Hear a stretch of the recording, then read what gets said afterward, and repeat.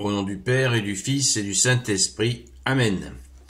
La paix de Jésus soit dans votre maison, sa paix et sa joie. Alléluia. Bonne fête de l'Ascension à notre bien-aimé Jésus. Une seule Ascension que nous fêtons chaque année. Amen. Nous lisons le Saint-Évangile selon Saint Luc, chapitre 24, versets 46 à 53. Que ta parole, ô Jésus, rentre dans mon esprit, que mon cœur l'accueille, que ma bouche proclame ta parole et que mon cœur l'accueille. Amen.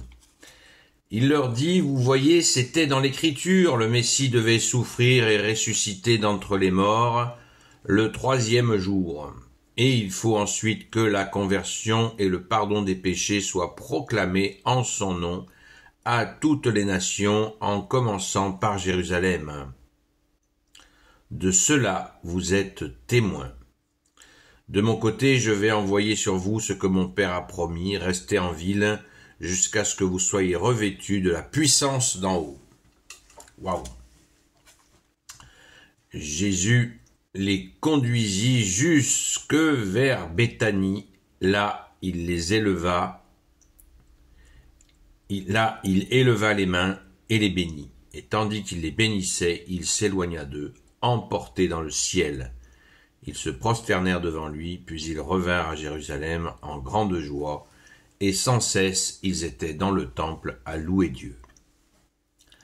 Merci Jésus. Ce récit de l'Ascension est assez court. Il y a d'autres séquences d'évangiles où le récit est plus précis sur cette montée au ciel de notre bien-aimé Jésus. Encore ce rappel du Messie souffrant, crucifié et ressuscité. Merci Jésus de t'être offert pour nous. C'est encore nécessaire de le rappeler sans cesse, je le disais hier. Nous avons besoin de la répétition, la pédagogie. Jésus est le plus grand pédagogue de l'histoire que jamais l'humanité n'a connu. Eh bien, comme dit le proverbe,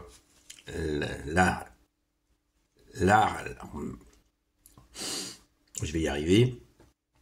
La pédagogie, c'est l'art de la répétition. La pédagogie, c'est l'art de la répétition et c'est ce que fait notre bien-aimé Jésus.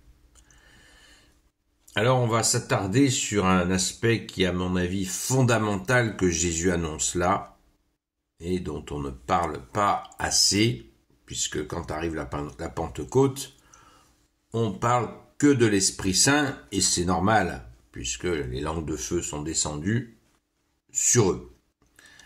Voilà, très important d'en parler. On parle de l'Esprit Saint, Jésus ne fait que nous en parler depuis ces jours, donc le protecteur qui va venir. Eh bien, il y a une précision supplémentaire que tu nous donnes, bien-aimé Jésus. Verset 49, de mon côté, je vais envoyer sur vous ce que mon Père a promis, restez en ville jusqu'à ce que vous soyez revêtus de la puissance d'en haut. Parce que le problème, c'est qu'il y a certaines personnes qui croient à chaque Pentecôte qu'il suffit de lever les mains pour recevoir l'Esprit Saint à la Pentecôte, tout comme les apôtres l'ont reçu. Tout ça, ça n'a pas de sens. Ça n'a pas de sens. Ce n'est pas sérieux. Puisque Jésus précise bien, de mon côté, je vais envoyer sur vous ce que mon Père a promis sur vous. Voilà. Donc, de se mettre dans cette situation à la Pentecôte où on va recevoir l'Esprit Saint, tout comme les apôtres l'ont reçu, ça c'est vraiment exagéré. Nous ne sommes pas les apôtres. Il faut savoir raison garder, humilité. Les apôtres ont été préparés pendant 3 ans, plus de 3 ans, par Jésus lui-même, 7 jours sur 7, 24 heures sur 24, et dans des conditions parfois très très bouillantes. Et on va se comparer aux saints apôtres. Hein. Les 12, il y en a eu 12, il n'y a pas d'autres. Voilà, il n'y a pas d'autres 12 apôtres. Donc ce qui n'empêche pas Jésus, bien évidemment, d'avoir des disciples. Disciple veut dire celui qui apprend, Il y a même des apôtres, veut dire celui qui est envoyé. Et bien sûr qu'il y a des disciples que Jésus aussi a envoyés, on l'a vu, il y en a 72. Jésus, on le voit à travers les saints et les saintes, que Jésus appelle régulièrement des personnes à la sainteté. Jésus appelle des serviteurs, oui, indiscutablement. Des gens qui ont des charismes, oui, indiscutablement. Tout au long des siècles, oui, indiscutablement. Mais cela demande une grande préparation. Il ne suffit pas de déclarer au nom de Jésus, je fais ceci, au nom de Jésus, je fais cela. Jésus a clairement mentionné dans la Sainte Écriture que ceux qui agissent ainsi et qui commettent l'injustice, il dira qu'il ne les connaît pas. Et il leur dit même, écartez-vous de moi. C'est dans la Sainte Écriture. Donc là, il est question des apôtres, des saints apôtres, qui vont recevoir la puissance d'en haut. Alors, quelle différence y a-t-il entre l'Esprit Saint et la puissance d'en haut? Puisque Jésus le mentionne précisément. Alors, dans une autre version de l'évangile, dans une autre séquence d'évangile, Jésus parle de la force d'en haut préparée par le Père, ce qui dit la même chose, ce que mon Père a promis.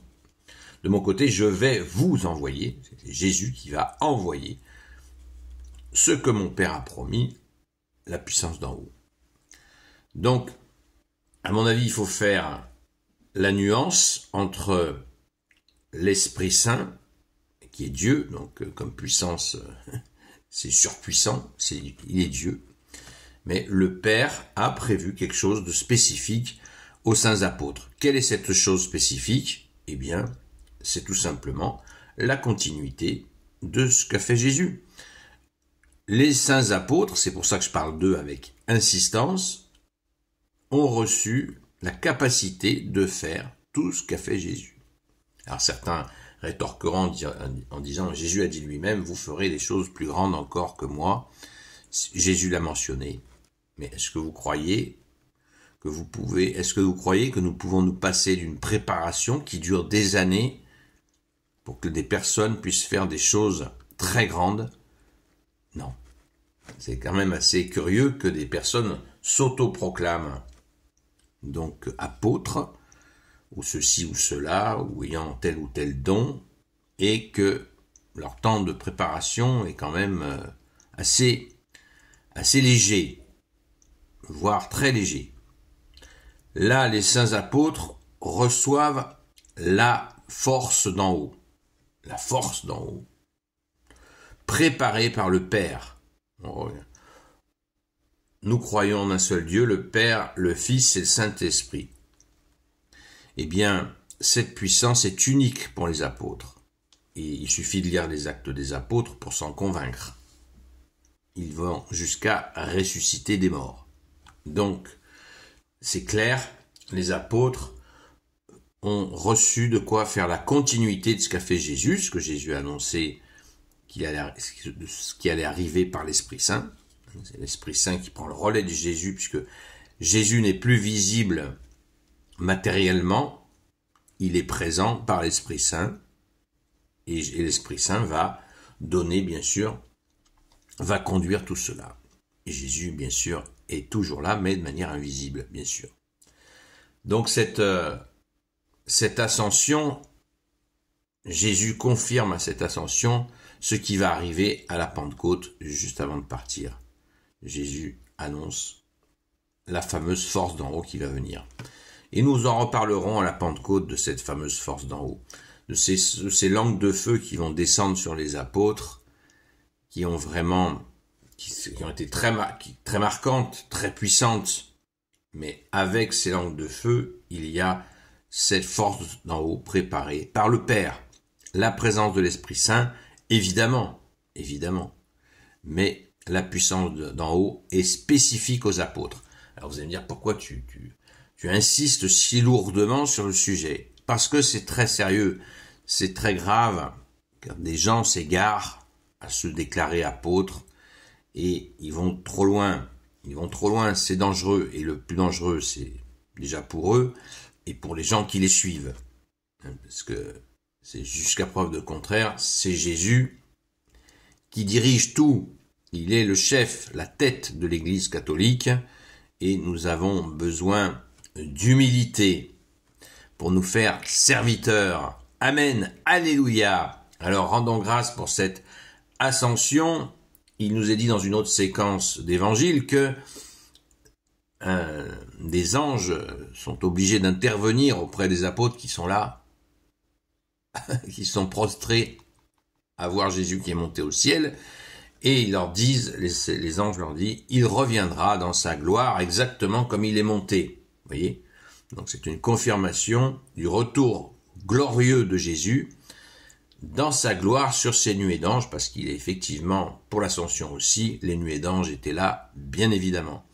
Donc cela nous donne une indication, une confirmation du deuxième et dernier retour de Jésus, qui est prévu à la fin des temps, évidemment. C'est pas pour demain matin, comme disent encore des faux prophètes, des faux apôtres. Donc, soyons dans la veille et la prière, bien sûr, pour, en attendant, ce retour glorieux. Merci Jésus de nous en donner la force. Bonne fête de l'Ascension à tous. Gloire au Père, au Fils et au Saint-Esprit. Amen. Ô Jésus, toi qui peux tout et qui portes tout, je te confie je te confie toutes celles et ceux qui regarderont cette vidéo, ainsi que leurs proches, selon ta seule volonté, ô Jésus.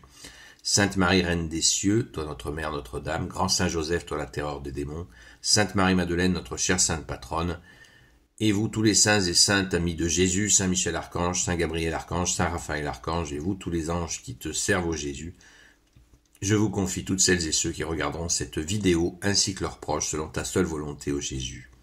Rendez-vous ce soir à 20h comme d'habitude sur la chaîne Seul Jésus Sauve. À très vite.